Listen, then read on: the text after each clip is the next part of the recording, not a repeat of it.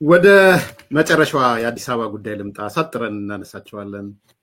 አንተን አግኝተን ያው ቅድምም እንዳልኩት የአዲስ አበባ ጉዳይ በተለይ ከዚህ ከኮሪደር ልማት ጋር ተያይዞ የተነሱ ጉዳዮች ጥናት መስራትህንም አይተናል፣ ቪዲዮዎችን ተከታትለናል። በዚህ አጋጣሚ አድማጭ ተመልካቾች አርክቴክት ዮሐንስ በዛ ዙሪያ የሰራውን ጥናትና ያቀረበውን ጠቆም ብታደርግልን የሚያገኙበትን ቦታ ደስ ይለኛል። እኔ ተመልክቼዋለሁ። ይሄ ኮሪደር ልማት ብዙ ጥያቄ እያስነሳ ነው። አንተ በጥናትህ እንደ ሙያተኛም እንደ ፖለቲከኛም እንደ ሀገር ተቆርቋሪም እንዴት ነው የምታየው? አሴ ፕሮፌሽናልም እንደ ፖለቲከኛም የሚነሱ ጥያቄዎች ምንድን ናቸው? ይሄ ኮሪደር ልማት ወዴት ነው አዲስ አበባንም ይሁን አጠቃላይ ሀገሪቷን ወዴት ነው እየወሰደ ያለው?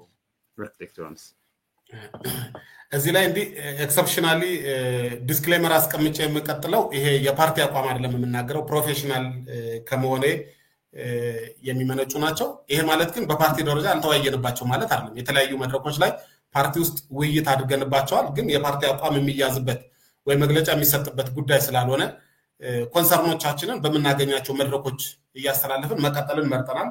ኮንሰርኖቻችንን ማለት እኔ እንዳንድ ፕሮፌሽናል እኔን የመስሉ በርካታ የኢዜማ አባላት በከተማ እቅድና በኪነ ህንፃ ላይ የተሰማሩ የኢዜማ በርካታ አባላት አሉ። በምናገኛቸው መድረኮች በሙያ ማህበራት ይህ ሀሳብ እንዲሳካ እንሰራለን። በከተማ አስተዳደር ውስጥ ካቢኔ ውስጥ ወንበር እንዳለን ታውቃለህ። እዛ ውስጥ ሀሳቦቻችንን አንጸባርቃለን። በፌደራል ደረጃ በሚኒስትሮች ምክር ቤት የሚጠቅመውን ሀሳብ እንገፋለን። ይሄንን እንደው ለሙያው ቅርብ እንደሆነ ሰው እንደምታውቀው አዲስ አበባ ዩኒቨርሲቲ ውስጥ ይሄንን ነው ማስተምረው። የሰለጠንኩበት ሙያ ነው። ላለፉት 20 ምናምን ዓመታት በላይ የሰራውበት ሙያ ነው። የከተማ እቅድና ኪነ ህንፃ ላይ ነው የምሰራው። ስለዚህ ከተሞችን በዓለም ላይ ያሉ ከተሞች ስሪታቸውን እንደሚያጠና ባለሙያ በተለይ ደግሞ ኢትዮጵያ ውስጥ ከተሞች የመጡበትን መንገድ አዲስ አበባ ደግሞ አሁን ያለባትን ችግር በቅጡ እንደሚገነዘብ ሰው ብዙ ጉድለቶች እንዳሉ እገነዘባለሁ። ለምሳሌ ባለፈው የምርጫ ክርክር በከተማ ጉዳይ ላይ ኢዜማን ወክዬ ተከራከርኩት እኔ ነበርኩኝ። ኢቲቪ ላይ የቀረበ ክርክር ካልዘነጋኝ ኢንጂነር አይሻ ይመስሉኛል ከብልጽግና በኩል እንደው ጠንከር ያለ የነበረ ሞቅ ያለ ክርክር ነበረን እና እዛ ክርክር ላይ ያቀረብኳቸው በርካታ ጉዳዮች አድሬስ ያደረኳቸው ሁለት ዋና ጉዳዮችን አድሬስ አድርጌ ነበር በክርክሩ። ብልጽግና ወይንም ኢህአዲግ በቀደመው ጊዜ ኢህአዲግ እንደምታውቀው የከተማ መንግስት አይደለም፣ ግብርና መር ነው የሚከተለው፣ የገጠር መንግስት ነው። ከተሞችን ረስቷቸው ከተሜዎችን መንግስትን ረስተው ነው የኖሩት ብዬ አቅርቤ ነበር። ከዚህ የተነሳ ከከተማ ሰው ጋር መንግስት ውሃና ዘይት ነበረ። የምርጫ 97 የሚያሳየው በሙሉ ከተሞች ላይ መንግስት የተሸነፈው የከተማ ስነ ልቦና ባላቸው ሰዎች ከተሞች አልተመሩ፣ የከተማ ጥያቄዎች ወይንም የከተሜዎች ኮንሰርኖች በከተሞችን በመሩት ከንቲቦችም ሆነ አስተዳደሮች ያልተፈቱ እየተጠራቀሙ የመጡ ናቸው ብዬ ያነሳቸው በርካታ ጉዳዮች ነበሩ። ለምሳሌ የከተማዋ የሳኒተሪ ሲስተም፣ የከተማዋ የውሃ ፍላጎት፣ የከተማ መንገዶች፣ የመሰረተ ልማት ጥያቄዎች ምናምን ብዬ ዘርዝሬ ኢህአዴግን ወቅሼ ብልጽግና ቢመረጥ አያሳካቸውም፣ እኛ ብንመረጥ ግን ይሄን እንሰራለን ያልኳቸው ነበሩ።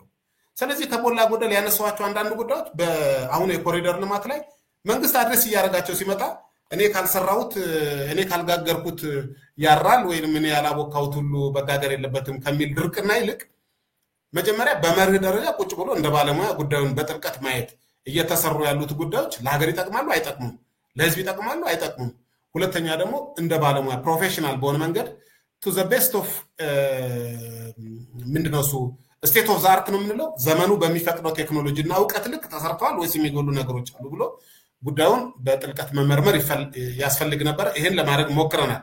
እኔና የተወሰኑ ባልደረቦቼ ጋር ጥናት አድርገናል። እኔ እንደውም በአዲስ አበባ ላይ ሳይንቲፊክ የሚባል ሪሰርች እግረ መንገዴን ለሌላ ጥናት የምፈልገው ዳታ መሰብሰብ ነበረብኝ።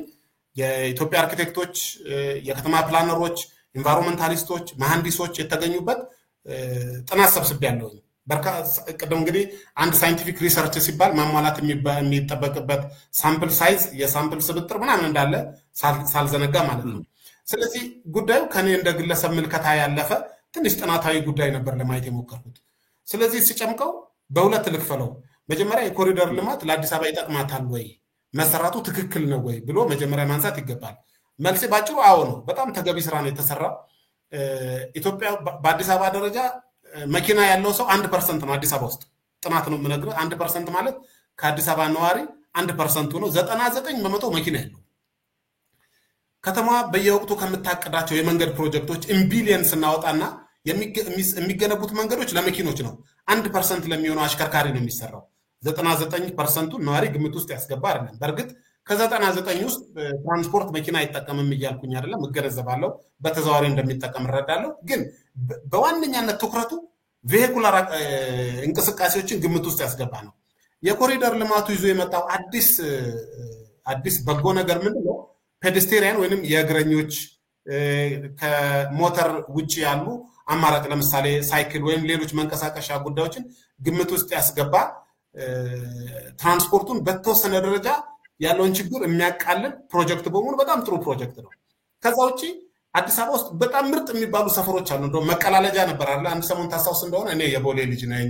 እገሌ ያራዳ ምናምን ይባላል ምክንያቱም ትንሽ ጸዳ ያለ አካባቢ የሚለው የተለየ አይደንቲቲ ዴቨሎፕ የሚያደርግ እዛ አካባቢ ያለ ላንድ ቫልዩም ከፍ ያለው ነው የመሬት ዋጋ ከፍ ያለ ነው ስለዚህ ይሄንን አንድ አካባቢ ብቻ የምታየውን ጥሩነት ወይንም ጥሩ የሚባለውን መልክ ዲሴንትራላይዝ ማድረግ በሁሉም ከተሞች ላይ ባልተማከለ ሁኔታ ይሄንን ጉዳይ መዘጋጃም ማነው መገናኛም 4 ኪሎም በሁሉም ቦታ ብታዳርሰው ስለዚህ ያንን ንጹህ ከተማ ወይንም ንጹህ የመኖሪያ አካባቢ ለስራ ለትምህርት ለኑሮ ምቹ የሆነ አካባቢ መፍጠር መቼም ሳይንስ ለሚያውቅ ብቻ ሳይሆን ሙያው ለተማረ ባይሆንም ማንም ሰው የሚደግፈው በጎ ሐሳብ ነው ሌላ ከተሞች ሲጸዱ አብረው ይዘው የሚመጣቸው እድሎች አሉ የስራ እድል ይዘው ይመጣል ሪል ስቴት እና ቢዝነሶች ይስፋፋሉ ኮኔክቲቪቲ ወይም ግንኙነቱ እየተጠናከረ ይመጣል በጣም ጥሩ ጉዳዮች ናቸው ይሄንን ከበጎ ጎኑ አንስቼ ግን ሊታረሙ ይገባቸዋል ደግሞ ወይ ደግሞ ከትክክል አይደሉም በአሰራር የህግም የሙያም ጉድለቶች አሉ በያሰብኳቸውንም ኮሜንት አድርጌያለሁ ከህግ ጉዳዮች ለነሳ ወደሱ ከመግባታችን በፊት እሺ እኔ የምሰማቸውን ነገሮች ላንሳልህና ያንተን ሙያዊ ምክንያቱም ፖለቲካዊ እንትኑንም እንድታነሳልኝ ነው አንደኛው የምሰማው የፕራዮሪቲ ጉዳይ ነው የምሰማው ቅድሚያ መሰጠት ነበረበት ወይ ሰዎች የሚበሉት ባጡበት በዚህ ያህል በጀት መድቦ በዚህ ያህል ነገር መሄድ is it a priority agenda የሚል በጣም ጎልቶ የሚነሳው ነገር አንዱ እሱ ነው ሁለተኛ ብርቅርቅታ ነው ዝም ብሎ ይሄ እንደ እንትን የተቀባ ቅብ ነገር ነው እንጂ ሲሪየስ የሆነ ስትራክቸራል ለውጥ የሚያመጣ ማህበረሰባዊ ስትራክቸራል ለውጥ የሚያመጣ አይደለም እና በዛ ደረጃ ነው የሚገለጸው በተለይ ውጪ ላለን ሰዎች የምንሰማው ፖለቲካሊ ይሄ ነው ሶ እንዴት ነው የምታየው this a priority እንደ priority ስታየው እና ብርቅርቅታ ነው ላንተ የሚታየህ እነዚህ እናንሳቸው ችግሮቹን በኋላ ተዘረዝርኛል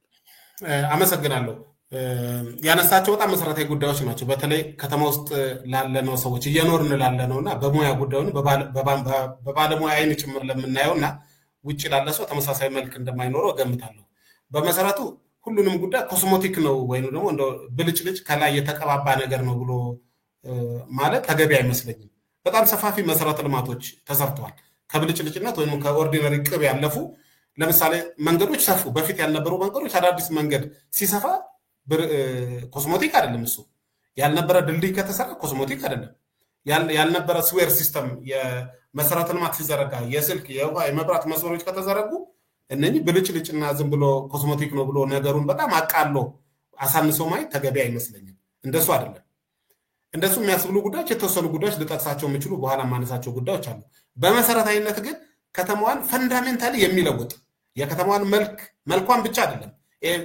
ፊዚካል መልኳን ብቻ ሳይሆን የከተማዋን ያኗኗር ዘይቤ የከተማዋን ቢዝነስ ፈንዳሜንታሊ የሚለውጥ በመሰረታዊነት የሚለውጥ ፕሮጀክት ነው ስለዚህ በጣም ብልጭልጭና እንደው የእንትን ጉዳይ ብቻ አድርጎ አቅሎ አሳንሶ ማየት ተገቢ አይመስለኝም ከዛ ያለፈ ጉዳይ ነው ስለዚህ በመሰረታዊነት አንዱ ያነሳው ይሄ መሰለኝ ካልተሳሳተ ሁለተኛ ፕራዮሪቲ ደግሞ የፕራዮሪቲ ጉዳይ በሁለት ከፍለን ነው እዚህ ጉዳይ ላይ ጠቅላይ ሚኒስትሩ አንድ መድረክ ላይ ይሄ ተነስቶላቸው በአጋጣሚ ዛ መድረክ ላይ ነው የነበርኩኝ እንደው ትንሽ በስጨት ብለው ሲመልሱ አስታውሳለሁ ፕራዮሪቲውንማ የምንወስነው እኛ ተመረጥን ስለዚህ ምን መስራት እንዳለብን እኛንን የምንወስነው እናንተ ስትመረጡ የራሳችሁ ፕራዮሪቲ አርጉ ለኔ ግን ይሄ ነው ፕራዮሪቲ ብለው ሲናገሩ ሰምቻቸዋለሁ ስለዚህ ባንድ ከተማ ውስጥ ላለ ከተማዋን ለማስተዳደር እኛ ተወዳድረናል አዲስ አበባ ላይ የአንዳንድ ክልሎች ላይ ጠቅላይ ሚኒስትሩ እንደዚህ ማለት መብት አላቸው እንዴ? ምክንያቱም በእቅዳቸው ላይ ሲያቀርቡ ኮሪደር ልማት አንዱ ፕሮጀክታችን ነው ብሎ በክርክሩ ጊዜ ለምሳሌ አቅርበው ነበር። ከአንተ ጋር በነበረው ክርክር ኢንጂነር አይሻ አቅርባ ነበር። አላቀረቡ ከተሞች ላይ ግን ከተሞችን ላይ ከፍ ያለ መሰረተ ልማት እንሰራለን። ለምሳሌ 1 ሚሊዮን ቤት እንሰራለን ብለው ቃል ገብተዋል። 1 ሚሊዮን መኖሪያ። እኔ እንደውም አንድ ጽሁፍ አቅርቤ ነበር እንደው ካነሳው አይቀር አንድ ጥናት ሰራን ኢዜማ ቤት ውስጥ። ኢዜማ ውስጥ የሰራነው ጥናት ምንድነው? ብልጽግና ለህዝብ ቃል የገባቸውና ያላሳካቸው ጉዳዮች ምንድናቸው? ቃል ገብቶ በአደባባይ በየክርክሮች መድረክ ላይ የነበሩት ሪካርዲንጎቻችንን ሰበሰብንና የጻፈውን ማኒፌስቶ ያዝንና የሰራውና ያልሰራነውን ጉዳይ ለይተን ያዝን እና እሱ ላይ ሙግት አቅርበን ነበር። አንድ ሁለቴ አንስተናል።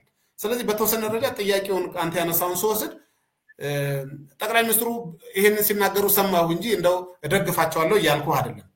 እኛ መጀመሪያ መቅደም የነበረበት በመሰረታዊነት የህዝብን ኑሮ በመሰረታዊነት ሊለውጡ የሚችሉ ለምሳሌ አዲስ አበባ ውስጥ ዋነኛ ችግሮች ምንድናቸው? የስራ አጥነት ችግር አለ። ከዛ በላይ በጣም ሰቅዞ ያለ የመኖሪያ ቤት ችግር አለ። እነሱ ፕሮሚስ የገቡት 1 ሚሊዮን ቤት እንሰራለን ብለው ነበር። ግን እስካሁን 2-3 ፕሮሚሶች አይቻለው ከተለያዩ ድርጅቶች ጋር ሲፈራረሙ ሁለኛ መፍትሄ ያመጡበት ቃላቸውን ጠብቆ እሱን ለማሳካት ሲሰሩ አላየሁም። ከዛ ይልቅ ይሄን ወደዚህ ጉዳይ አተኩሯል። ቅድም እንዳልኩ ስራው በራሱ ጠቃሚ ነው። በፕራዮሪቲ ወስጄ ካየው የመንግስት ፕራዮሪቲ ሳይሆን የከተማ አስተዳደሩ ካልኩኝ የከተማ አስተዳደሩ አንደኛ ፕራዮሪቲ መሆን አለበት ብዬ አምናለሁ። የከተማ አስተዳደሩ አንደኛ ፕራዮሪቲ መሆን አለበት። መንግስት የክልሎች ጉዳይ አለበት፣ የሰላም እጦት አለ፣ ቅድም ያነሳው የባህር በር የመሳሰሉ ሁሉ ጉዳዮች ስላሉ ፎከሱ እዛ ላይ ሊሆን ይገባል። ከተማን የሚያስተዳድር አንድ የከተማ አስተዳደር ግን ከዚህ የተለየ ምን ፕራዮሪቲ ሊኖረው ይገባል። ለምሳሌ እዛ ክርክር ቅድም ያነሳውት የምርጫ ጊዜ ካነሳዋቸው ክርክሮች አንዱ አዲስ አበባ እንደ በመዋቅራዊ ፕላን ስታያት የከተማ ማስተር ፕላኑን ስታየው 30% የአዲስ አበባ ያልተጠናና ከደረጃ በታች ነው። ወይንም ይሄ የጨረቃ ቤት የምትለው ይሄ በእንግሊዝኛ ስፕራውል ነው የምንለው የከተማ ስፕራውል ነው።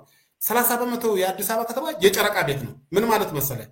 የእሳት አደጋ መኪና የማይገባበት መሰረተ ልማት የሌለው ለጤናም ለኑሮ በጣም ምቹ ያልሆነ ተደራራቢ ችግር ይዞ የሚመጣ ማለት ነው። 80% የሚሆኑት የአዲስ አበባ መንደሮች መሰረታዊ የሚባል አገልግሎት መስጠት የማይችሉ ናቸው። 80% የሚለው ቅድም ያልኩ ክሊኒኮች ወይ ደግሞ የልጆች መጫወቻ ትምህርት ቤቶች መንገዶችን ያሌላቸው ናቸው። ስለዚህ ይሄንን ለመፍታት መስራታቸው እኛም ብንመረጥ ይሄንን ነው የምንሰራው። ሲሆን ከዚህ የተሻለ እነሱ ያጎደሉት ይሄንን ጨምረን እንሰራለን እንላለን እንጂ ይሄ መሰራት አልነበረበትም ወደሚል አላነርስም። ስለዚህ ለከተማ አስተዳደሩ ፕራዮሪቲ መሆን አለበት። ከሌሎች ጉዳዮች ጎን ለጎን ከቤቶች ልማት ጎን ለጎን የከተማን መሰረተ ልማት ፈንዳሜንታሊ መለወጥ ከተማዋ የቢዝነስ ለመኖሪያ ለኑሮ ለጎብኚዎች ምቹ እንድትሆን ከመስራት ከዚህ የተለየ ምን ፕራዮሪቲ ሊኖረው ይችላል የከተማ አስተዳደሩ? መንግስት ግን እንደው ብልጽግና ጋማዩ አንድ ጉድለት ምን መሰለ? የሆነች አንድ ህንፃ ስትመረቅ ሁሉም ባለስልጣናት መጥተው እንደ አርኪቴክት እንደ ፕላነር ጉዳዩ መጥተው ሊያስረዱ ይሄ ቀለሙ የተቀባው በዚህ ምክንያት ነው፣ በሩ ሰፊ የሆነው ኮርኒሱ ራቅ ያደረግነው ለዚህ ነው ምናምን ሲሉ እንደ እነኚህ ሰዎች አገር እየመሩ መሆናቸውን ይረሱታል። እንደ አንዳንዴ ስለ አንድ ህንፃ ሲያስረዱን የሚሉት የሚል እኔም ጥያቄ ያነሳለሁ። ይሄ እንግዲህ ምናልባት ቅድም ካልኩህ እንደው ሁሉን ነገር በፍጥነት ጨርሶ ከማሳየት ህዝብን የማስደመም ህዝብን እንደው ዋው የማስባል እንደው ጉጉታቸውን አያለሁ እና ከዚህ የተነሳ አንዳንዴ የትረስት ዲፊሲት ይሁን በቃ እንታመንም ምናምን አይነት ወይ ኮንፊደንስ ማጣት አጭር ነው እንደውም ጉጉት ነው ወይ ሁለቱንም ነው የማየው። ይሄንን የመንግስት ሰዎች ደጋግሞ መድረክ ላይ ሲሉ ምን ተሰማቸዋል መሰለህ? ከጠቅላይ ሚኒስትሩ ጀምሮ አትችሉም ይሉናል፣ መስራት አትችሉም ይሉናል። ስለዚህ ይሄ አትችሉም ስለሚሉ ሊሆቻልን ብሎ የማሳየት ጉጉትና ናፍቆት ይመስለኛል።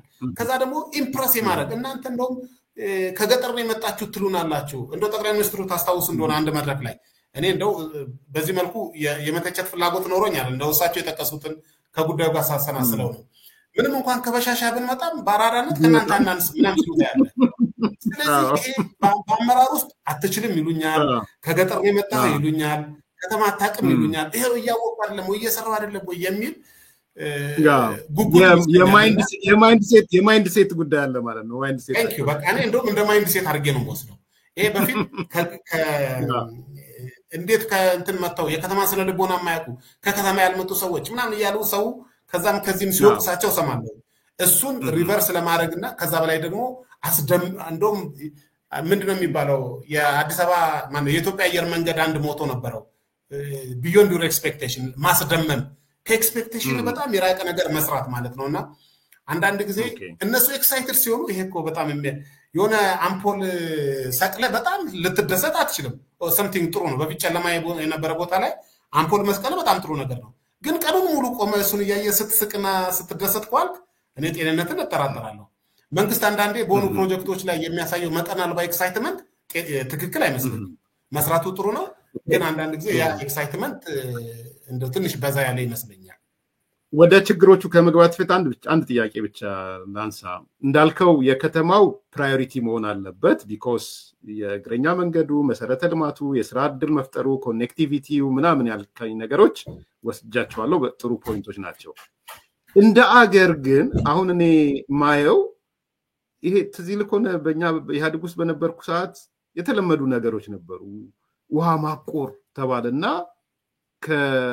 ከአፋር እስከ ምናምን ውሃ ማቆር ውሃ የበዛባቸው ቦታዎች ወደ ኦሮሚያ ወደዛ ብትሄድ 12ቱንም ወር ዝናብ የሚያገኙ ቦታዎች ሁሉ ውሃ ማቆር የሚል ፕሮጀክት ሁሉ ይዘው ነበር እና አሁን የምመለከተው ነገር ጠቅላላ ኢትዮጵያን ወደ የውሃ ማቆር አይነት ስሜት ውጤት ተኮር ውሃ ማቆር ምናምን የሚባሉ የዘመቻ አይነት ነገር መሰለኝ እና አሁን ሁሉም ጋር የምሰማው እሱን ነው። አፋርም ብትሄድ ሶማሌም ብትሄድ ኦሮሚያም ላይ አዲስ አበባም ላይ እና የሆነ ቦታ ላይ ሊሚትድ መሆን አልነበረበትም ወይስ ዘመቻ ነው ወይ መሆን ያለበት? ፖለቲካሊም ኢኮኖሚካሊም ነው ያነሳ ያለው አርክቴክት ዮሐንስ። በጣም ተገቢ ጥያቄ ነው ኤርሚያስ። እንደውም ትልቁ ጉድለት በኋላ ከማነሳቸው አንዱ ጉድለቶች እኔ አንዳንዶቹን ክልሎች በአካል ጭምር ሄጄ በጣም እንደው አንዳንዶቹ ፈገግ አስብሎኝ እነኚህ ሰዎች እንደው ጤና አላቸው እንድል ያደረገኝ ጉዳዮች ሁሉ አሉ።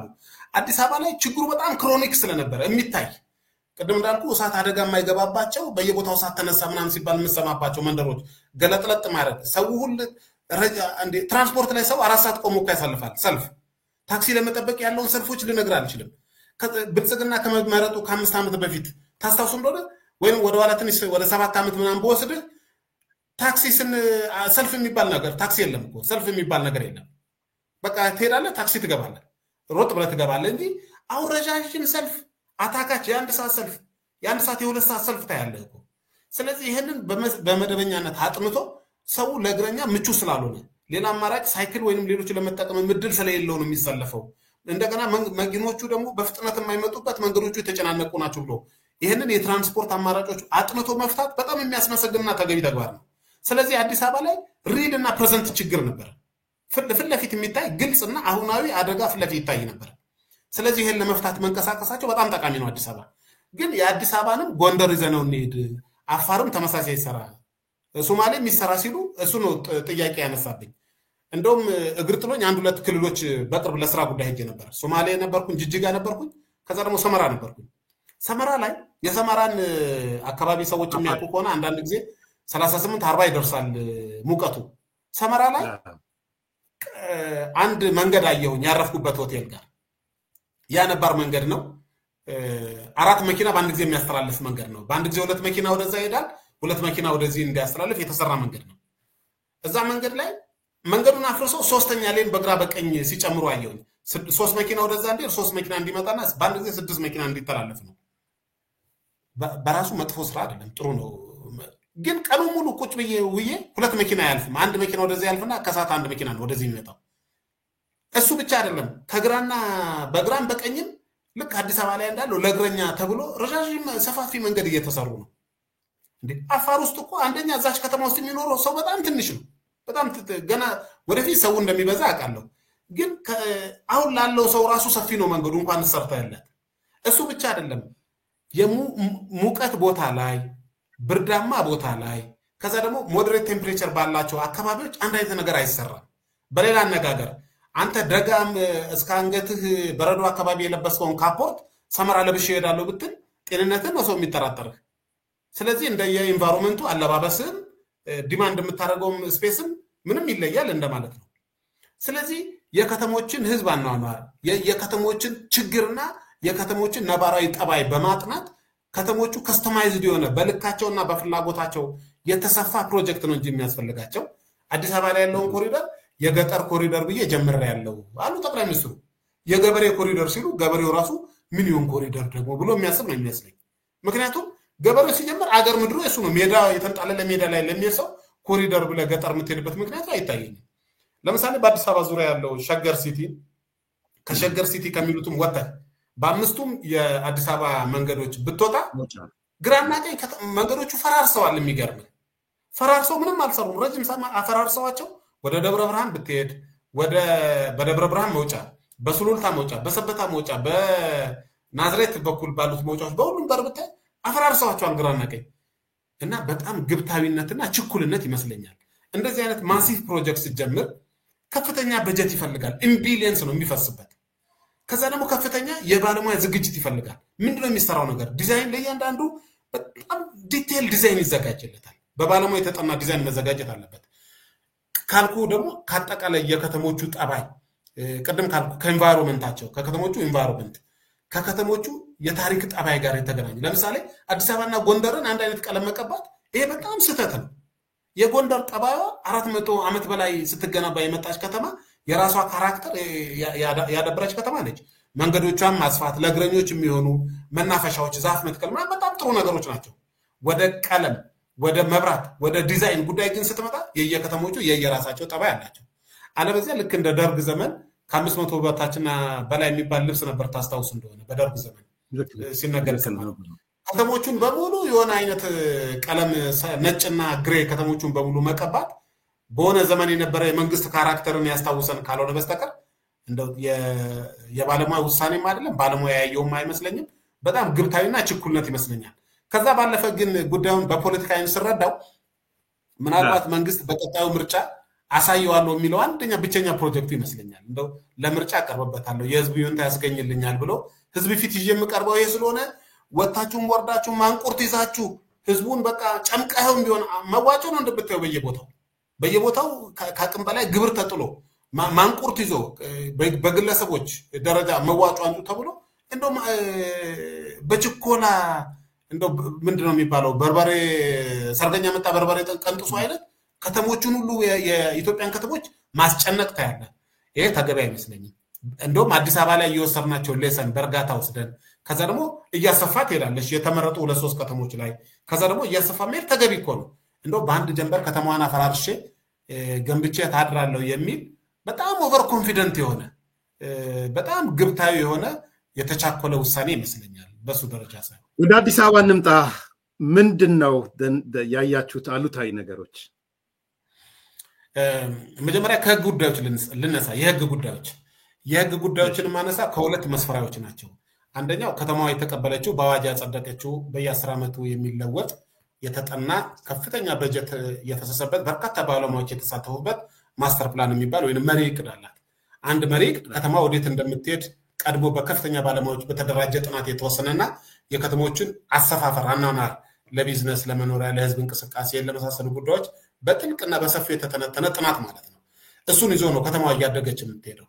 ስለዚህ ከማስተር ፕላኑ ድንጋጌዎችና ውሳኔዎች አንፃር መቃኘት ይገባል። አንዱ እሱ ነው። ሁለተኛ እንደዚህ አይነት ከፍተኛ የህዝብ ተሳትፎ የሚጠይቁ ጉዳዮችን እንዲመሩ የህዝብ መመሪያዎች፣ የህዝብን አገልግሎቶች እንደዚህ አይነት ውሳኔዎች ሲወሰኑ የህዝብን ተሳትፎ የሚጠይቁ ወይንም ይሁንታ የሚጠይቁ አዋጆች አሉ። ከነኛ አዋጆች አንፃር ልመልከታቸው። በመሰረቱ እንደዚህ አይነት ከፍ ያለ ማህበረሰባዊ ለውጥ የሚያስከትሉ ወይንም የከተማን ገጽታ በዚህ ደረጃ የሚለውጡ ፕሮጀክቶች ሲወሰኑ መንግስት ባጸደቀው ህግ በጠቅስልህ የህዝብን ይሁንታ ማግኘት፣ ማዋየት፣ መመሪያዎቹን ለህዝብ መላክ የፐብሊክ ሂሪንግ ነው የሚባሉት የባለሙያዎችም ሆነ የስቴክሆልደሮች የሙያ ማህበራት አሉ፣ ተቋማት አሉ የሚደመጡበት ሐሳባቸው የሚካተትበት እና የሚሰራ ስራ የማያዳግም እንዲሆን ዘላቂ ጥቅምን ያስከበረ ዘላቂ የከተማውን እድገት የሚያረጋግጥ እንዲሆን መመሪያዎች አሉ በአዋጅ የጸደቁ። እነሱን አዋጅ ቫዮሌት ያደረገና በቂ ውይይት አልተደረገበትም ማለት ነው። በዚህ ጉዳይ ላይ መንግስት አንዳንዴ ይሄው እዚህ ቦታ ተወያይተናል፣ ህዝቡን አማክረናል የሚሉ አንዳንድ ቪዲዮዎችን አይቻለሁ። የተደረጉ ውይይቶችን አንዳንዶቹን ሰምቻቸዋለሁ ቪዲዮዎችን። ውይይቶች ሳይሆኑ መንግስት ውሳኔ ለመንገር ነው። ህዝቡን ሰብስበው በ15 ቀን ትነሳላችሁ፣ በአንድ ወር ስለምትነሱ ምን ይሻላችኋል? ኮንዶሚኒየም ውስጥ ትገባላችሁ ወይስ ሌላ ቦታ ትሄዳላችሁ? የትኛው ሳይት ትሄዳላችሁ? እጣ ታወጣላችሁ የሚል ጥያቄ ለማቅረብ የወጡ ናቸው እንጂ ቅድም እንዳልኩ የህዝብን ተሳትፎ ያረጋገጡ አይደሉም። ሁለተኛ ማነሳው ማስተር ፕላኑ ነው። ማስተር ፕላኑ የከተማዋን መልክ ለማስያዝ የወሰናቸው ጉዳዮች፣ የመንገድ ስፋቶች፣ የመብራት አይነቶች፣ የሚተከሉ የዛፍ አይነቶች በባለሙያ የተወሰኑና በጥልቅ ትንታኔና ጥናት ላይ የተወሰኑ ጉዳዮችን ጊዜ ሰጥቶ ያየ አይመስለኝም። እንደውም በአንድ ወቅት ክብርት ከንቲባ ሲናገሩ ሰምቻለሁ በዚህ ጉዳይ ላይ ማስተር ፕላን የሚሉ ሰዎች ሰምቻለሁ። ማስተር ፕላን እኮ የድንጋይ ላይ ጽሁፍ አይደለም፣ ሊሻሻል ይችላል ብለዋል። እውነታቸው ነው። ማስተር ፕላን ይሻሻላል፣ ግን ሲሻሻል የሚሻሻልበት ሂደት አለው። ልክ ህገ መንግስቱን ለማሻሻል ሂደት እንደሚፈልግ ሁሉ አንድ ማስተር ፕላን ሲሻሻል የሚሻሻልበት ዴሊብሬት የሚደረግበት መንገዶች አሉ እንጂ አንድ ሹመኛ ደስ ያለውን ማስተር ፕላኑ እዚህ ጋር መንገድ ነው ይላል፣ በቃ እንደውም ትቼዋለሁ መንገዱን ዝጉት፣ እዚህ ጋር ማስተር ፕላኑ እንትን ብሏል እኔ ካለ የአንድ ግለሰብ ውሳኔ ነው የሚሆነው። ኖርማሊ እኔ እንደማስታውሰው ማስተር ፕላን 2 ጊዜ ተሳትፌያለሁ፣ ወይም በእኔ ዘመን 2 ነገሮች አስታው እና 10 ዓመት ሲሆንም አንደኛው በየ5 ዓመቱ ላይ ክለሳ ኤክስፔክት ስለሚደረግ ነው እና 5ኛ ዓመት ላይ ሪቫይዝ ልታረግ የምትችለው ያያቸው ነገሮች ካለ 5ኛ ዓመቱ ላይ ሪቫይዝ ታደርገዋለህ እንጂ ኤቭሪ ይር ኤቭሪ ምናምን ባፈተተ መንገድ ይሄድክ ይሄ ደስ ስላለኝ ብለህ የምትቀይረው ነገር አይደለም እና ክለሳም ከሆነ በ5ኛው ዓመት ላይ መሆን ስለሚችል ማለት ነው ያነሳል። በጣም ጥሩ ነገር ነው ያነሳው። ምን ማለት መሰለህ፣ ለምሳሌ አንድ አውሮፕላን ከቦሌ አውሮፕላን ማረፊያ ተነስቶ ወደ ዋሽንግተን የሚበር ከሆነ የታርፎ የት እንደሚሄድ ይታወቃል። ነዳጅ ለዛ የሚበቃውን ይሞላል። ልክ እዛ ላይ የሚሳፈሩ ሰዎች ዲቴል ፕላን እንዳላቸው ከተማም እንደዚህ ነው እንጂ መንገድ ላይ ሄደህ ለማንኛውም አውሮፕላኑን አንሱትና እስቲ ቀስ ብለን እንወስነው ወዴት እንደምንሄድ እንደውም መንገድ ላይ ይርክ ታጥፈን ለምን እንደው ወደ ሻንጋይ ለምን አንሄድ ምናምን እንደማይባለው ሁሉ አንድ ከተማ ከየት ተነስታ ወዴት እንደምትሄድ ብዙ ዳታዎች ውስጡ ይገባሉ። በነገራችን ላይ የህዝብ ዲሞግራፊ ይገመታል። ለምሳሌ የከተሞች እድገት ከአጠቃላይ የሀገሪቱ የህዝብ እድገት እጥፍ ነው። ከተሞች ላይ የሀገሪቱ ወደ 2.5% ነው በየአመቱ የሚጨምረው፣ ከተሞች ግን 5% ነው በየአመቱ የሚጨምሩት። አርባናይዜሽኑ በጣም ፋስት ነው ማለት ነው። በጣም በፍጥነት ነው የሚያድገው አርባናይዜሽኑ። ይሄንን የህዝብ በፍጥነት ከተማው አርባናይዝድ እየሆነች ግምት ውስጥ አስገብተ ተግዳሮቱ ምንድነው? በ10 ዓመት ውስጥ ምን የህዝብ ፍላጎቶች ይመጣሉ? ትምህርት ቤት፣ ጤና፣ ትራንስፖርት፣ ይሄን የመሳሰሉ የህዝብ አገልግሎቶች አንቲሲፔት አድርገህ ቀድመ ገምተህ ተዘጋጅቶ ለመስራት ነው ይሄ የሚያስፈልገው። ስለዚህ ማስተር ፕላኑን እንደ ልብ ቫዮሌት የምታደርገው ከሆነ አንድ ከንቲባ፣ አንድ ባለስልጣን አንድ ወይ ጠቅላይ ሚኒስትር እንደፈለገ ቫዮሌት የሚያደርገው ከሆነ መጀመሪያውኑ ስለምን ትጽፈዋለህ? ምን ይሰራልሃል? በቃ አንድ ሰው ደስ ያለው ማስተር ፕላኑ ፓርላማው ያጸድቀዋል አይደል? ምክር ቤቱ እንደሚያጸድቀው አውቃለሁ። ፓርላማው የሚያጸድቀው መሰለኝ። አዎ፣ ስለዚህ እሱ መመሪያው ይዘጋጅለታል እኮ ነው ማለት ይዘጋጅለታል። እሱ አንዳንድ ጉዳዮቹ ቫዮሌትድ መሆናቸውን አውቃለሁ። እንደው ለምሳሌ እዛ ላይ ለመጥቀስ ምንድነው ቫዮሌት የተደረገው ብሎ ለሚጠይቅ አድማጭ ለምሳሌ በማስተር ፕላኑ ድንጋጌ መሰረት ለህዝብ ጥቅምና ለህዝብ አገልግሎት ሲባል አንድ ነባር ሰፈር የሚነሱ ሰዎች ካሉ መጀመሪያ ሰዎቹ በቂ ውይይት እንድታደርግ ማስተር ፕላኑ ያዛል። እንደውም በአንቀጽ አይቻቸዋለሁ። የሚያዘው ምንድነው? እሱ ሰዎቹን ጠርተህ በታነጋግራቸውና የማልማት እድሉን ቅድሚያ ለነሱ ትሰጣቸዋለህ። በነገራችን ላይ ከተማ ማለት መንገድና ፎቅና ህንፃ ማለት አይደለም፣ ሰው ጭምር ነው ውስጡ ያለው። ያንን እሴት ያንን ቫልዩ ገንብተው ያቆይተው ያንን ማንነት ቢልድ እያደረጉ የቆዩ ነዋሪዎች ሰዎች ናቸው። ስለዚህ አንደኛ የሰዎችን ይሁንታ በቂ ውይይት እንድታደርግ ያስገድዳል። የግድ መነሳት ካለባቸው የምታነሳቸው ከሆነ ይላል ማስተር ፕላኑ ላይ መልሰህ የምታሰፍራቸው በ500 ሜትር ሬዲየስ ነው። ምን ማለት ነው? 1 ኪሎ ሜትር እንኳን ርቀው መሄድ የለባቸውም የምታነሳቸው ሰዎች። ለምንድነው ከ1 ኪሎ ሜትር ወይንም 1000 እርምጃ እንኳን እንዳታርቅ በ500 እርምጃ ላይ ይስፈሩት። ሌላ አማራጭ መስፈሪያ ቦታ አዘጋጅላቸው። ሐሳቡ ምን መሰለህ? አንደኛ ውስጡ አይደንቲቲ ያለ የከተማ አይደንቲቲ ያለ፣ ለምሳሌ የአራዳ አካባቢ ልጆች፣ የቄራ ልጆች፣ የ4 ኪሎ ልጆች፣ የፈረንሳይ ልጆች የሚያዳብሩት እኮ የሰፈር አይደንቲቲ ያላቸው። እሱ ብቻ ሳይሆን ማህበራዊ ስሪቱ ውስጡ አለ። እድር አላቸው፣ እቁብ አላቸው፣ ትምህርት ቤት አላቸው፣ ማህበራዊ አገልግሎቶች አሏቸው፣ እዛ አካባቢ የሚሳተፉባቸው የቢዝነስ ኑሯቸውን የመሰርቱባቸው ቢዝነሶች አሏቸው። ይህንን ሁሉ ግምት ውስጥ በማስገባት ከዛ ሰፈር አታርቃቸው የሚል ድንጋጌ አለ። መንግስት ግን በተደጋጋሚ የነገረን ምንድነው? እሱ ከተጨናነቀ ሽንት ቤት አልነበራቸውም፣ አንዲት ክፍል ውስጥ ነበር የሚኖሩት። 3 ቤድሩም ሰጠዋቸው። የት ኮየ ፈጭ ወይ ገላን ወስጄ ወይ ደግሞ የሆነ ቄራ ወስጃቸው እዛ የሆነ ኮንዶሚኒየም ውስጥ አሰፈርኳቸው። እሱ በራሱ መጥፎ አይደለም። ሰዎች በፊት ከነበራቸው የተሻለ ፋሲሊቲ የተሻለ ቤድሩሞች መታጠቢያ ቤት ማግኘታቸው ያስመሰግናል። ግን የሰው ኑሮ ማለት ተጨማሪ ቤድሩም ብቻ ማግኘት ነው ወይ? በዚህ አጋጣሚ አንድ እንትን አስታወስከኝ ኤርሚያስ። አዲስ አበባ ዩኒቨርሲቲ የማስተምርበት ትምህርት ቤት ውስጥ የዲዛይን ትምህርት ክፍል አንድ ጥናት ሰርቶ ነበር። ጥናቱ ምንድነው? ከልደታ የተነሱ ሰዎች የት ሄዱ እና አሁን እንዴት እየኖሩ ነው የሚል ጥናት አጠና። ጥናቱ ምን ያካትት መሰለ? 24 ሰዓት ሪከርድ የሚያደርጉ በሰዎቹ ፈቃደኝነት ላይ የተመሰረቱ ቪዲዮዎች በነባር መኖሪያቸው ውስጥ ሪከርድ ተደርገው አሁን በሄዱበት ቦታ ደግሞ ሪከርድ ተደርገው ነበር። የሰዎች ማህበራዊ እንቅስቃሴያቸው ምንድነው የሆኑት ብሎ ተጠንቶ ነበር። አንዳንድ ቦታ ምንድነው ያደረጉት መሰለ? እንደው በጣም ቲፒካል ሁሉም አንድ አይነት ነው ማለት አይደለም።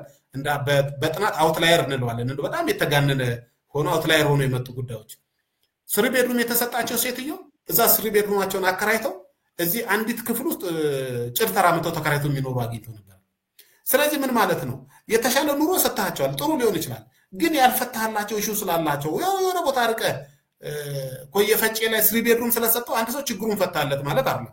እዚህ የሚኖረው ጉልት እየነገደ ሊሆን ይችላል፣ ልብስ እየሰፉ የሚኖሩ ነበሩ። የሆነ ኢኮኖሚ አክቲቪቲ አላቸው። ቅድም እንዳልኩ ቤተክርስቲያን አላቸው፣ እድር አላቸው፣ እቁብ አላቸው፣ ብዙ ጉዳዮች አላቸው። ለምሳሌ ከካዛንቺስ የተነሱ ሰዎች አይታል። አንድ ሰሞን የገብርኤል አገልጋይ ካህናት ሄዶ ሰብስበው ሲያጽናኗቸው ሲያለቅሱ አይታል። ይሄ ቀላል ነገር እኮ አይደለም። ትልቅ አታችመንት ነው እኮ ውስጡ ያለው። ስለዚህ የህዝቡ ፈቃድና ፍላጎት ቢያንስ ህጉ በሚደነግግላቸው መሰረት ሳታስተናግዳቸው አርቀህ የተሻለ ቤት ሰጣኋቸው ወይ ደግሞ የሆነ የታጠረ አንድ ላይ መንደሩ ሰብስቤ ያስቀመጥኳቸው በሚል ሰበብ ብቻ ወደዛ መሄዱ ቅር ይለኛል፣ አዝናለሁ። በመሰረታዊነት ከተማ የሚሰራው ለሰው ነው። ለምሳሌ ለአንተ ምርጥ ልብስ አንድ ሰው ለክቶ በልክ የሚያምር ልብስ ከሰፋልህ በኋላ አንተን አባሮ ልብሱን ግን በመስቀያ የሆነ ቦታ ቢሰቅለው ወይ የሆነ አሻንጉሊት ላይ ያስቀምጠው ያንተ ልብስ ይሆናል እንዴ? ለአንተ የተሰፋ በልክ የሚያምረው ልብስ አንተ ስትለብሰው ነው የሚያምርብህ። የተሰፋው ለአንተ ነው። ከተማ የሰራው ለሰው ከሆነ ለዛ መንደር ልጆች ከሆነ ልክ አሁን ጥሩ ሙከራ እንደ ሞዴል በጣም የሚመሰገን ሞዴል ጠቅላይ ሚኒስትሩ የሰሩት እዚህ አዋሪ ላይ የሰሩት የአዋሪውን ቦታ አፈራረሱትና የሚያምር ጋርደን ተሰራ። የዛ የነበሩት ሰዎች እዛው ህንጻ ተሰራና እዛ እንዲገቡ ተደረገ። ስለዚህ ምንድነው በከተማ ማደስ የተለያዩ ሞዴሎች አሉ። ኢትዮጵያ ውስጥ ብቻ የተጀመረ አይደለም። ዓለም ላይ በጣም ነባር ፕሮጀክት ነው። በብራዚል፣ በፈረንሳይ፣ በእንግሊዝ፣ በቻይና በርካታ ይሄን የመሰሉ ፕሮጀክቶች ኬዝ ስታዲ ልነግርህ እችላለሁ። ምንድነው የተደረጉት? ከተሞቹ ይጸዱና እዛው ቦታ ላይ ህንጻዎች ተሰርተው ሰዎች እዛ እንዲኖሩ ይደረጋሉ። ተበትኖ የነበሩትን ሰዎች ሰብሰብ አድርጋ አንድ ህንጻ ላይ ስታኖራቸው በጣም ብዙ ቦታ ስለሚተርፍህ እነኛም ቦታ በሊዝ ታስተላልፋቸውና በዛ በተገኘው ገቢ ለሰዎቹ ኑሯቸውን ትሰራላቸዋለህ። ለምሳሌ ዱባይ፣ አቡዳቢ የተሰሩት እንደዚህ ነው።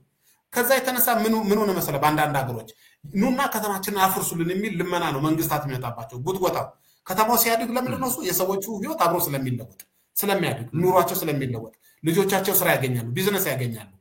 አዲስ አበባ ላይ እንደዚህ አይነት ሞዴል አለመሆኑ ቅር ያሰኛል። ሰዎችን ጠራርገህ ከተማውን ካጸዳ በኋላ እንትን እሄዳለሁ፣ አንዳንዴ ፒያሳ እሄዳለሁ። በጣም የምታስደንቅ ቦታ ሆናለች ፒያሳ። ንጹህ በእግር ብትሄድ በመኪና ብታል የምትደንቅ ማታ ብትሄድስ የመቃብር ስፍራ ነው የምትመስለው። ሰው የለበት፣ ጸጥ ብሏል። ያ የምታውቀው ሳቅና ጫወታ ያ የምታውቀው ሰዎች ከሌሉበት ከተማን አጽድተህ ለሰው ካልሰራኸው ምን ዋጋ አለው? ይሄ ሁሉም ቦታ አንድ አይነት ሆኗል እያልኩ አይደለም። የከተማ የኮሪደር ልማቱ በሙሉ ይሄ ነው መልኩ ልልህ አይደለም። አንዳንድ ቦታዎች ላይ ነዋሪዎቹ እንደ ባለሙያ ነው፣ ቅድም እንዳልኩ የፓርቲ አቋም አይደለም የምነግርህ። ነዋሪዎቹ እንደው አርቀው የሆነ ቦታ ብሎ ከተማዎችን አጸዳል። ከነዋሪ የተነጠለ የከተማ ጽዳት ተገቢ ነው ብዬ አላምንም። እንትኑም ቫዮሌት ያደረገ ነው። ከዚያው ምናልባት ከህግና ከማስተር ፕላን ውጭ የሆኑ ጉዳዮች ሙያዊ ጉዳይ ትንሽ ብቻ ላንሳ ሰመራይዝ አድርጌ። አንዳንዶቹ ትንሽ ግብታዊነት እና ችኩልነት የታየባቸው፣ ለምሳሌ በፍጥነት ከተማዋ በሙሉ አንድ አይነት ቀለም ይቀባ ተብሎ ተወሰነ። ይሄ ጉዳይ ለውሳኔ ሲቀርብ ክርክር ካቀረቡ ጥቂት ባለሙያዎች እኔ እንዳንድ ባለሙያ ሐሳብ አቅርቤያለሁ። ገና ውሳኔን ስንሰማ ትክክል አይደለም። አንደኛ በከተማ እቅድ ውስጥ የከተማ ዞኒንግ የምንለው ሐሳብ አለ። ዞኒንግ ማለታችን ምንድነው? አንድ አካባቢ ከተማ ውስጥ ኦሪንቴሽን አለ። የከተማ ነዋሪዎች፣ እንግዶች፣ ጎብኚዎች ከተማው ሲገቡ ኦሪንቴሽን ይሰጣል። የሆነ የቀለም የቴክስቸር ካራክተሮች አሏቸው ከተሞች። 4 ኪሎ ነው ያለው ወይስ ፒያሳ ስትል ወደ ዞር ብላ አይተህ ይገባል የት አካባቢ እንዳለ። ሂስቶሪክ ኤሪያ ላይ ነኝ ያለው ትላለህ። አይ ቢዝነስ ዲስትሪክት ላይ ነኝ ዳውንታውን ነኝ ያለው እንድትል የሚያደርግ ኦሪንቴሽን የሚሰጥ የከተማ ካራክተር አለ። አሁን ግን ከተማ አንድ አይነት ከጥግ እስከ ጥግ ስትቀባት እሱን ኦሪንቴሽን ታሳጣታለህ። የከተማውን ካራክተር ታጣለች። የከተማ ነባርና አዲሱን ሰፈር አታውቀውም። እና ከኢንድ ቱ ኢንድ አንድ አይነት ቀለም ይቀባ የሚለው ውሳኔ ሲመጣ ተከራክረን ብለን ነበር። እንደተለመደው መንግስት አይኔ ያልኩት ነው ልክ ብሎ ከተማዋን ኢንድ ቱ ኢንድ ነጭና ግሬ ቀብቷታል። ትልቅ ስህተት ይመስለኛል። እሱ ሳይንስ ደግሞ ይበለጥ አስደንጋጭ የሚሆነው ጥንታዊ የምትላቸው ከተሞችንም አዳዲስ ከተሞችንም በቃ ይሄንን ነጭና ግሬ ቀቡ፣ ጎንደርንም ነጭና ግሬ ቀቡ፣ ሰመራንም ጅጅጋንም ነጭና ግሬ ቀቡ የሚለው ትክክለኛ አካሄድ አይደለም።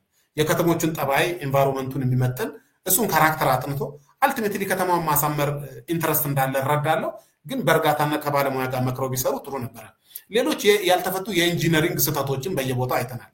ለምሳሌ ዝም ብሎ ተቻክሎ ቶሎ የሳይክል መንገድ የእግረኛ መንገድ ከላይ ቀባብተህ ከምታልፍ ረጋ ብለህ እዛ ጋር የሚመጣው ውሃ ኬት የሚመጣ ውሃ ነው፣ ከሰፈር ውስጥ ምን ያህል ውሃ ይመጣል፣ በእንግሊዝኛ ካችመንት ነው የምንለው። ያንን ተፋሰስ በደንብ ይጠናና እሱን ማስተናገድ የሚችል ቱቦዎች ምናምኖች ይደረጋሉ። ከተማ ውስጥ ሃርድ ሰርፌስ እና ሶፍት ሰርፌስ የምንለው አለ በሙያ ኤርሚያስ። ሃርድ ሰርፌስ የምንላቸው ኮንክሪት የለበሱ አስፋልቶች፣ የእግረኛ መንገዶች ሃርድ ሰርፌሶች ናቸው። ሶፍት ሰርፌስ የምንላቸው ሳር ወይንም እንደዚህ ዛፎች ያሉባቸው ውሃ የሚያሰርጉ ቦታዎች ናቸው። ከተማ ውስጥ ሃርድ ሰርፌስ እየጨመረ ሲመጣ የምታነጥፈው እየበዛ ሲመጣ ጎርፍ ይበዛል ከተማ። ከዚህ ያልተጠበቀ በፊት የማታውቀው የውሃ መጠን ይመጣል። ያ ጎርፍ ይዞ ሲመጣ ምን ይሆናል? በፊት የተዘረጉ ቱቦችና ይሄንን እንዲያስተናግዱ የዘረጋቸው መሰረተ ልማቶች አያስተናግዷቸውም። ልክ አንድ ሰሞን ፈን ሲደረግ አይተ እንደነበረ ጉርድ ሾላ አካባቢ ባሱ ወገቡ ድረስ ውሃ ገብቶበት ምናምን ስታይ እንደነበረ ሃርድ ሰርፌስ ሲጨምር የሚመጣ ከፍተኛ ውሃ ስላለ በጥንቃቄ በባለሙያ መሰራት አለበት። እሱ ግምት ውስጥ አለመግባቱ እንደገና ሃርድ ሰርፌስ ባበዛ ቁጥር ምን ይሆናል? ወደ ምድር ውስጥ ፐርኮሌት የሚያደርገው የሚሰርገው ውሃ እያነሰ ስለሚመጣ ወደ ምን ይሆናል? የከርሰ ምድር ውሃ እየተመናመነብህ ይመጣል። እንደገና ደግሞ የሚተከሉት ዛፎችና አረንጓዴ ስፍራዎች ሁሉንም ከተማ ውስጥ አሁን ግሪን ስትሪፕ ነው እነሱ የሚሉት ሳር የማድረግ ፍላጎት ያለው ሳር አድርገዋቸዋል። መጥፎ ስለሆነ አይደለም፣ ግን ሳር በጣም ማኔጅመንት ይፈልጋል፣ ኮንቲኒየስ ውሃ ይፈልጋል። ከተማ ውስጥ ያለው የውሃ ሽፋን 60% አካባቢ ነው። ከዚሁ ላይ ውሃ ጠጥቼ እንዴት ነው የምዘልቀው እንዳትል፣ አይ ሪሳይክል የተደረገ ውሃ ነው የማጠጣው ምናምን ሲባል ሰምቻለሁ። በተወሰነ ደረጃ እንደሱም እንደሚያደርጉ አውቃለሁ። ግን ሁሉም ቦታ ሪሳይክል ውሃ አይደለም። አንዳንድ ቦታዎች እኔ ገዝተው ቦቴ ይዘው የሚያጠጡ ሰዎችን አናግራቸዋለሁ። እየገዙ ውሃ ሲያጠጡ አይቻልም። ውሃ የጠፋበት የሆነ ኮንዶሚኒየምና መንደር አንድ ሳምንት ውሃ ጠፍቷል። እዚህ ጋር ግን ውሃ ሲጠጡ ደግሞ ታያለ። ኮንትራክት የተሰጠ ነው፣ ገዝቶም ቢሆን መጥቶ ያጠጣል። መንግስት ላይሆን ይችላል የሚያጠጣ። ስለዚህ አንዳንድ ጉዳዮቹ ጥልቅ ሙያዊ ኢንተርቬንሽን ይፈልጉ የነበሩ ጉዳዮችን በቸልታና እንደ ጁኒየር በሆነ አስተሳሰብ ይዟቸው ሄዱ። ቅር ያሰኛል። በመጨረሻ ማነሳው ለምሳሌ ከተማ ካራክተሯ መብራት እንዲሆን ተደርጓል። ከተማ መብራት ስትሆን በጣም ጥሩ ነው፣ መጥፎ አይደለም። ቅድም አንተ ያልካቸው ሰዎች እንደው ማብለጭለጭ ነው ምናምን ብለው እንዲሳለቁ ያደርጋቸው እሱ ይመስለኛል። በችኮላ በመወሰኑ በፍጥነት ምን ብሎ የከተማ ማነው የወረዳ ሰዎች ናቸው ይመጣሉ። እኔ ራሴ የምሰራበት ቢሮ መጡና በአፋጣኝ ስትሪፕ ላይት አድርጉበት አሉ። ምንድነው ስትሪፕ ላይት? ይሄ የገመድ መብራት ነው። ከተማው ላይ ህንፃው ላይ ጠምጥሞ ታዟል። እስከ ከሰዓት እንመጣለን፣ እስክንመለስ ሰቅላችሁ ጠብቁን ብሎ አስጠንቅቀው ነው ሄዱ። እንዴ ጊዜ እኮ ይፈልጋል። ከውጭ ስካፎልዲንግ ምናምን ማቆም አለብህ ህንፃ ላይ። እንደው ቤት ውስጥ የሚሰቀል ጉዳይ አይደለም፣ ህንፃው ሰርፌስ ላይ ነው የምሰቅለው። ይሄን ሁሉ ለመዘርጋት ትንሽ ጊዜ ያስፈልጋል አላቸው። ብቻ አቻኩለውን ላለመጣላት በቃ ስቀሉ ተባለና ብዙ ቦታ የተሰቀለ። ለምሳሌ አንዳንድ ህንፃዎች 4 ኪሎ አካባቢ ነው እንደው ለጥናት ብያየኋቸው ናቸው። ወደ 2-3 ሚሊዮን ብር እያወጡ ስትሪፕ ላይት ገጠሙ። አንድ ህንፃ ነው የምነግርህ፣ በሚሊዮን የሚቆጠሩ ሁሉ ህንፃ አውጥተዋል።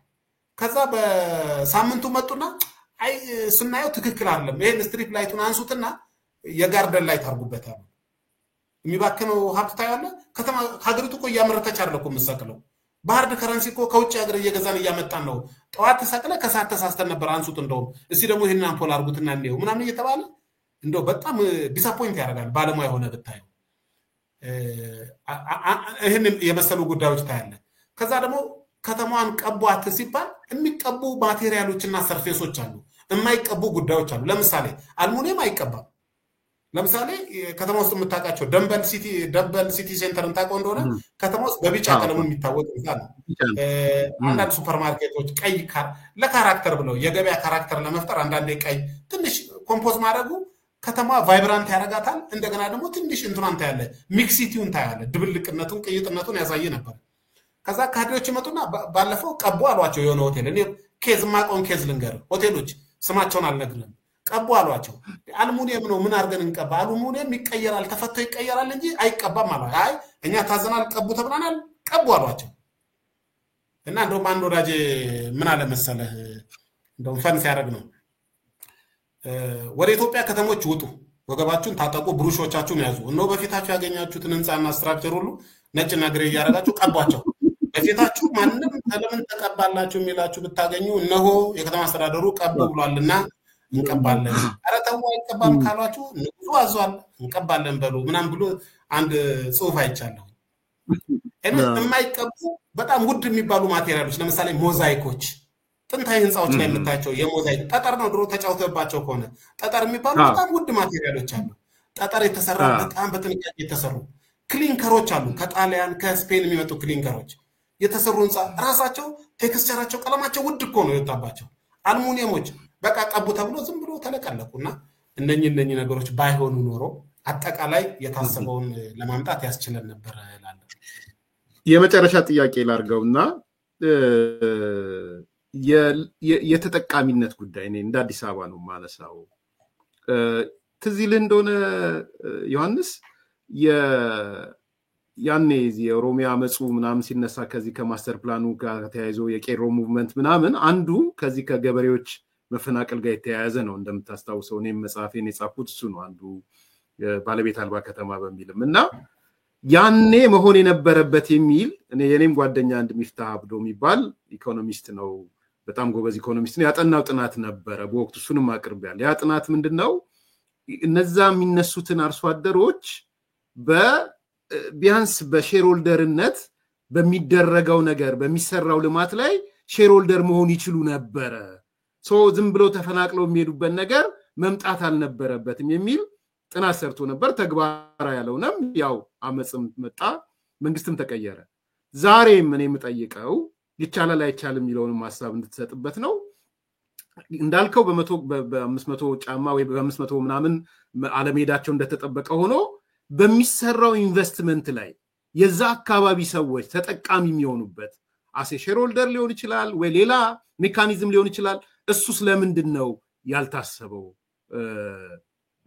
እስቲ እሱን ንገረኝ እንዳነሳው ኤርሚ እኔ ያልከውን በአጋጣሚ ጥናት አላየሁትም እኔ ግን አንድ የዳሰሳ ጥናት ነገር አዘጋጅቼ ነበር ከሌሎች ባለሙያዎች ወዳጆቼ ጋር ሆነን ቅድም ያልከውን ኬዝ በተለይ አዲስ አበባ እየሰፋች ስትመጣ አንዱ ክሌም ገበሬውን እያፈናቀለች መሬቱን እየቀማች ገበሬውን ዘበኛ እያደረገች ምናምን የሚል በተለይ የኦሮሞ ብሔርተኞች በጣም አግን ነው የሚያቀርቡት ጉዳይ ስለነበረ እንደ ባለሙያ ምንድነው ፕሮፖዝ የምናደርገው የሚል አንድ የሌሎች ሀገሮች ኬዝ ስታዲ ወስደን ለምሳሌ ዱባይ ላይ ሼክ ዛይድ የተከተሉበትን የባርሴሎና ከተማ ስትታደስ የታደሰችበትን እንደዚህ ኬዞች ወስደን አንድ ጥናት አቅርበን ነበርና የጥናቱ ሐሳብ ከሞላ ጎደል አንተ ያልከው ነው እዚህ ጉዳይ ላይ የሚነሱት ሁለት ጽንፍ የወጡ ትክክል ያሉን አስተሳሰቦች አሉ ይመስለኛል አንደኛ ብሔርተኞቹ በተለይ የኦሮሞ ብሔርተኞች ደጋግሞ የሚያነሱት ገበሬውን በሙሉ ከተማዋ ዘርፋ እንትን ስላለች ከተማዋ ከዚህ በላይ መስፋት አልነበረባትም በደርግ ጊዜ ከነበረችው እጥፍ አድርጋለች በደርግ ጊዜ ወደ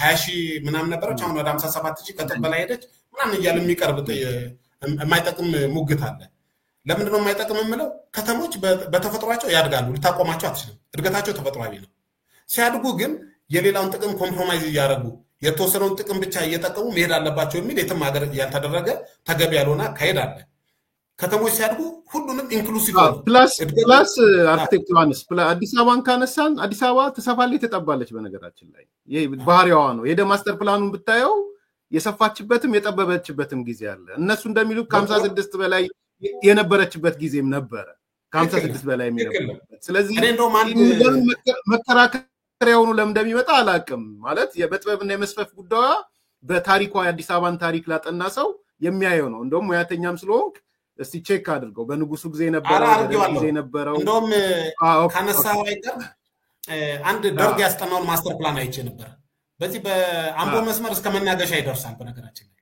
ደርግ ያስጠናው አንድ ማስተር ፕላን በጣም አሁን ሸገር ሲቲ ያለውን አልፎ በጣም ትልቅ ቦታዎችን የሚያካትት ይሄድ ነበር ከዛ በኢህአዴግ ጊዜ እንደውም ሟቹ ጠቅላይ ሚኒስትር መለስ ዜናዊ በነበሩበት ጊዜ አንድ ፕሮፖዛል መጥቶ ነበር እንደውም ብዙም ሳይገፉበት ተውት እንጂ አዲስ አበባ በ150 ኪሎ ሜትር ሬዲየስ አዲስ አበባ ይማድረግ እስከ ወልቂጤ ድረስ የመውሰድ ኢንተረስት ነበር በፕሮፖዛል ደረጃ ቀርቦ ነበር መጀመሪያ ኢህአዴግ ሲመጣ ለምን አጠበባት በኋላ ለምን አሰፋት ራሱ ሌላ ፖለቲካ ፍላጎት ነበር አዲስ አበባ ቅድም ያልከው የከተማ አቲቲዩዱ ኔጌቲቭ ነበር ሶ የዚህ የትምክተኛ ከተማ የምናምን ከተማ በሚል ብትጠፋም ደስ ይላቸው ነበር መጥፋት ስላልቻለች ነው ከዛ በኋላ ግን ያለ ኢኮኖሚ ያለ አዲስ አበባ መኖር እንደማይቻል ሲታወቅ ነው ማስፋት የተጀመረው ስለዚህ የኦሮሞ ብሔርተኞች በተለይ መከራከሪያ ሲያመጡ አዲስ አበባ ከ21 ወደ 50 ምናምን መጣች የሚለው እኔም አንስቼዋለሁ የሆነ ጥናታዊ ጽሁፍ ላይ መጥቼ አቅርብ ብሎኝ ኦሳ ስተዲ ላይ አቅርቤው ነበር yes ግን ያነሳሁት ምንድነው አዲስ አበባ 21 ሞና ታቃለች 56 ሞና ታቃለች 100 ምናምን ሞና ታቃለች ጠቅላላ ስንትና ስንት ሸዋም የሚለው ውስጥም አለችና መከራከሪያው ነው መቅረቡ በዛ ደረጃ ለምን ከ21 ወደ 56 መጣች የሚለው አይደለም ቁም ነገሩ ግን ይሄ ተጠቃሚነት ይሹን ግን አንሳው በዛው ቅድም ያለው የጀመር ነው ከተጠቃሚነት አንፃር እንደነገርኩ እንደው ይሄንን ጉዳይ ለመረዳት ባለሙያ መሆን ያስፈልጋል ብዬ አላምንም እንደው አርኪቴክት ወይንም ፕላነር ወይ ኢኮኖሚስት መሆን አያስፈልግም አንድ ጤነኛ ጭንቅላት ያለ ሰው እንደው ነባር ሰፈሮችን አፈራርሳ ሰዎችን ያባረረች ከተማ መስፋት አለባት ብሎ የሚከራከር ሰው አልገጠመኝም ሰዎቹ የዛ ፕሮጀክት አካል መሆን አለባቸው እንደ ቲፒካል ቀደም ያነሳው አንተ የነገርከኝ ጥናት ሼክ ዛይድ የተከተሉት አቡዳቢና ዱባይ ሲሰሩ የተከተሉት መንገድ ሰዎችን ሼር ሆልደር ነው ያደረጓቸው ሼር ሆልደር ብቻ ሳይሆን ሱቆች ከታች እንዲያገኙ ላይ መኖሪያ እንዲያገኙ ከታች ደግሞ ሱቅ እንዲኖራቸው አገኙ እዛ ፕሮጀክቶቻቸው ላይ ልጆቻቸው እንዲሰሩ ነው የተደረገው በሌሎች ከተሞች ሲሰፉ በዚህ መልኩ ነው የሰፉት ባለማችን ላይ የከተሞች ጠባይ ሁለት አይነት ጠባይ ነው እንደው እግረ መንገድ አድማጮቻችን እንትን ይዘው እንዲሄዱ በዚህ አጋጣሚ አስገንዝበው ማለፍ ሁለት አይነት ከተሞች አሉ አንደኞቹ ከተሞች ኤክስፓንዲንግ ሲቲስ ይባላሉ ፍሎሪሽ ያያረጉ ያለማቋረጥ ያደጉ የመጡ ከተሞች አሉ ባለማችን ላይ በተለይ የአፍሪካና የሰብሳራ ከተሞች እንደዚህ አይጠባላቸው አዲስ አበባ ደግሞ ከሰብሳራ ከሚታወቁ ከተሞች በፍጥነት አርባናይዝ እየሆነችና ያለማቋረጥ እየሰፋች ያለች ከተማ ነች መቆሚያም ቶሎ ያላት አይመስልኝም ቀደም እንደነገርኩ የከተማው እድገት 5% ነው ከሀገሪቱ እጥፍ ነው አርባናይዜሽኑ የአውሮፓ ከተሞች ደግሞ የዚህ ግልባጭ ናቸው ሽሪንኪንግ ሲቲስ ናቸው እየጠበቡ ሰበርቦቻቸው እየጠበቡ የውልደት ምጣኔያቸው እያነሰ የአስተሳሰብ ያናናር ዘይቤያቸው እየተለወጠ በጣም ሽሪንክ እያደረጉ የመጡ ከተሞች አሉ እንደውም ዙሪያቸው ከተሞቻቸው ሌፍት ኦቨር የሆኑ ህንጻዎች ጌቶስ ምናምን አሏቸው ብዙ የአውሮፓ ከተሞች ላይ ብትመለከታቸው ስለዚህ አዲስ አበባ አሁን ገና ስትሰፋ በ57 100 ደርሳ የምታቆምም አይመስለኝም ምክንያቱም ገና ከተማ የለንም እኮኛ ከተማ አልሰራንም ይሄን ምን ለመሰለ ያለማችን የከተሞች ምጣኔ ዓለም ላይ ከተማ ውስጥ የሚኖረው በአቨሬጅ 60% ያለም ህዝብ ከተማ ውስጥ ይኖራል ኢትዮጵያ ውስጥ የሚኖር 20% ነው ከአንድ ትውልድ በኋላ የከተሞች ነዋሪዎች ወደ 70 እና 75% ይደርሳል ተብሎ ይታሰባል ከአንድ ትውልድ በኋላ የአፍሪካ የከተሞች ምጣኔ 40% ነው 40% የአፍሪካ ነዋሪዎች ከተሞቻቸው ውስጥ ይኖራሉ ሰብሳራን በወስድ ከአፍሪካ ከሰብሳራን ምን ወደ እንደዚሁ አካባቢ ነው 44% ይኖራል ከተሞች ውስጥ አዲስ አበባ የሰብሳራ የደሃ ሀገሮችን እንኳን ግማሽ ነች 20% ነች ይሄ የሚያሳይ ምንድነው ገና ከተማ አልሰራንም ባጭር ቃል ከተሞቻችን ገና ልንቆጣጠረው ከምንችለው በላይ ፍሎሪሽ ያደርጋሉ ይፈነዳሉ ከተሞቹ ይሄንን ማስተናገድ የሚችል ቀድሞ ያሰበ ይሄንን መስራት ነው እንጂ ከዚህ ጀምሮ አታልፍም ማለት ምን ማለት እንደሆነ በአናሎጂ ምን ማለት እንደሆነ ታውቃለህ ለልጅህ ስንት ቁጥር 27 ቁጥር ወይ 25 ቁጥር ጫማ ከገዛለት በኋላ ከዚህ በኋላ ደሞዝም ስለማይበቃኝ ከዚህ ቁጥር በላይ ልገዛል አልችልም እግርህ እንዳያድግ ልትለው ትችላለህ ጫማውን በስቶም ቢሆን ያድጋል እንጂ እግሩን ልታቆመው አትችልም ወይ የገዛው ልጅ ጃኬት ከዚህ በላይ እንዳታድግ ልትለው እንደማትችለው ከተሞች ተፈጥሯዊ ናቸው ያድጋሉ ሲያድጉ ግን በዙሪያቸው ያለው ማህበረሰብ ኢንክሉድ ያደርጉ ተጠቃሚ ያደርጉ የእድገቱም የስልጣኔውም አካል ያደርጉ ነው እንጂ እየገፈተሩ እያሸማቀቁ ባህሉን ያራቁ ይሁን የሚል ሳይንስም የለም በፖለቲካም ትክክል አይደለም ይሄንን መደረጉም ስህተት ነበር ስለዚህ ይሄን ያረቡ ይሰፋል አሁንም እነሱ ተሽቀዳድመው በደርግ ጊዜ ታስታውስ እንደሆነ ማን ነው ኢህአዲግ መውደቂያው ጊዜ ኮንዶሚኒየሞች የሚለው ሐሳብ ሲመጣ የኦሮሚያን ክሌም ስለፈሩ ማት ሜዳ አልፎ ተሻግረው ቆይፈጭ ብለው ሄዶ ኮንዶሚኒየም ሰሩ ወደዛ አርቀው ማጠራቸው ነው ወደፊት ከተማው ዛድረስ ይሰፋል ኦሮሚያ ክሌም እንዳያረገን ከተማውን ሰፋ አርገን እንያዝ ነበር ከዛ ኦሮሚያ ደግሞ በዚህ በኩል ተሽቀዳድሞ መጣና በዚህ በሰበታ መስመር እዚህ አሁን ጋርመንት ምናምን የሚባለው ማል ከተማ ውስጥ ገብቶ ኮንዶሚኒየም ሰራ ከተማው ወደ ለቡ የሚባል ሜዳ ላይ ተሯሩጦ ሲሰራ ኦሮሚያ ደግሞ ወደዚህ አልፎ ሽሚያ የሚመስል አንድ ሀገርን የሚመሩ ሰዎች ሳይሆን የሆነ ጋምብል የሚያረጉ ጉልበተኞች የሚመስል ያልተጠና የባለሙያ ያልሆነ ከተማ አካሄድ ነበር እሱ ይታረማል ብዬ አስባለሁ በዚሁ ሞዴል የከተማ የኮሪደር ልማቱንም በዚሁ ስናየው ቅድም ያልኩ ሰዎቹ ከ500 ሜትር ርቀው እንዳይሄዱ እየደነገገላቸው እሱ ብቻ ሳይሆን የሀገሪቱ ህግ የቅድመ የማልማት እድሉ ለይዞታውን ይዞ ለቆየው እንዲሰጥ የሚያስገድድ ሆኖ ይያለ ይሄ ሁሉ ቫዮሌት ተደርገው አይ ቦታውን የፈለኩት እንዳለ ጋርደን ነው ማድረገው እናንተ ከዚህዱና ብትፈልጉ ዛ 3 ቤድሩም ሰጣቸዋለሁ እንትን ሄዱ ብሎ ወደ ለሚኩራ ወይ ምናምን መውሰዱ ስህተት ነው ብዬ ነው ማለት ነው እዛው ባሉበት የመልማት እድል ነበር አሁንም ቢሆን ገና ያልተሰራ ብዙ ስላለ ይሄንን ይሰማሉ ብዬ ተስፋ አደርጋለሁ በነገራችን ላይ ለአንተ ምነግርህን ሐሳብ ተዋይተንበታል በተለያዩ ሚዲያዎች ላይ ጽሁፌን አደራጅቼ ያቀርባለሁ የሀገሪቱን ህጎች ጠቅሼ ጽፌያለሁ እሱ ብቻ ሳይሆን ለመንግስት ባለስልጣናት ልኬያለሁ ለከንቲባው አማካሪዎችና ለከንቲባው ሰዎች ልኬያለሁ ለሚኒስትሮች ልኬያለሁ ይሄንን ሐሳብ እንደው ሻይ ማረግበት በድብቅ ያወራሁት አይደለም ልልህ ነው እንደውም አንዳንዶቹ ሪስፖንድ አድርገውኛል የላከውን አይተናል እንደኔ ብዙ ሰዎች አድርገዋል ብዬ አስባለሁ ለመመጻደቅ አይደለም ይሄንን ማነሳው በርካታ ባለሙያዎች እንደዚህ አይነት ኢኒሺዬቲቭ ወስደው ሰጥተዋል ብዬ ተስፋ አደርጋለሁ በግሌ ግን የከንቲባው አማካሪ የሆኑ ሰዎች አንዳንድ ሚኒስትሮች የላከውን አይተናል አንዳንዶቹ እንደው ትንሽ እንትን ሆነህ ነው አንዳንዶቹ ግን እውነት አለህ እንደውም አንዳንዶቹን አስተካክለናቸዋል አንተ ካልገንተን ጽሁፍ ካየን በኋላ ብለው የነገሩኝ ሰዎች አሉ ልክ እንደኔ ሌሎች ባለሙያዎች ሀገራቸውን የሚወዱ እንደዚሁ አድርገዋል ብዬ አስባለሁ የነሱንም የተወሰነ እንትና አድርገዋል ብዬ አስባለሁ አሁን ያነሳውንም ሐሳብ መልሰው ግምት ውስጥ የሚያስገቡት ይመስለኛል ተስፋም አድርገው አልቲሜትሊ ከተማ የሚሰራው ለህዝብ ነው ህዝብ ደስተኛ እንዲሆን ነው ነዋሪው እንዲወደው ነው ነዋሪውን አጽድቀ ከተማ አሳመርክ ማለት አንድ ምርጥ ልብስ ለብሰ ሰውየው አለበሰው ማሻንጉሊት አልበሰው ወይ ደግሞ በመስቀያ አርገ ሰቅለዋል እንደማለት ነውና ይታረማል ብዬ ተስፋ አደርጋለሁ አርክቴክት ዮሐንስ መኮንን በጣም ነው ማመሰግነው በርካታ ጥያቄዎችን ግልጽ አድርገንልናል ረጅም ሰዓትም ነው የወሰድኩት እውነት ለመናገር እናንተ ጋር ኦልሞስት ለሊት ነው ለዛሬው ሌላ ጊዜ ያገኛለሁ ብዬ ተስፋ አደርጋለሁ ምናልባት አድማጭ ተመልካቾች የሚያነሱት ጥያቄም ካለ ሰብስቤ አንድ ቀን እንደምንም ተቸገራለሁ ብዬ አስባለሁ ለዛሬው ግን እግዚአብሔር ይስጥልኝ በጣም አመሰግናለሁ እድል ስለሰጠኸኝ ስለተገናኘን ደስ ብሎኛል እኔም አመሰግናለሁ ኤርሚያስ መልካም ጊዜ ጥሩ አድማጭ ተመልካቾች በጣም ጥሩ ውይይት ከአርክቴክት ዮሐንስ ጋር አድርገናል ብዙ ነገሮች እንዳገኛችሁ ተስፋ አደርጋለሁ ጥያቄ አስተያየት ካላችሁ ላኩልንና በድጋሚ አርክቴክት ዮሐንስንም እንጋብዘዋለን የዛሬ ፕሮግራማችን በዚህ ተጠናቀቀ መልካም